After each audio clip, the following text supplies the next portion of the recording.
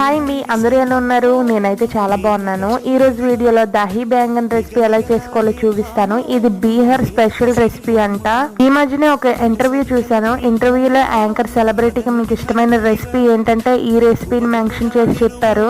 అతను చెప్పిన రెసిపీ చాలా ఇంట్రెస్టింగ్ గా అనిపించి నేను కూడా ఒక పెద్ద వంకాయ తెచ్చి ట్రై చేశాను అనమాట. ఎలా వస్తుందా ఎంత అనుకున్నాను. రెసిపీ అయితే చాలా బాగా వచ్చింది. ఇంకా ప్రాసెస్ లోకి వెళ్ళిపోదాం. ఒక పెద్ద వంకాయని తీసి రౌండ్ గా అన్ని పీసెస్ కట్ చేసుకొని పక్కన పెట్టుకోవాలి. అందులోనే పసుపు, కారం, ఉప్పు, ధనియాల పొడి, జీలకర్ర పొడి, కొంచెం గరం మసాలా, అల్లం వెల్లుల్లి పేస్ట్, ఆయిల్ యాడ్ చేసుకొని బాగా ముక్కలకు మసాజ్ చేసి పట్టించుకోవాలి.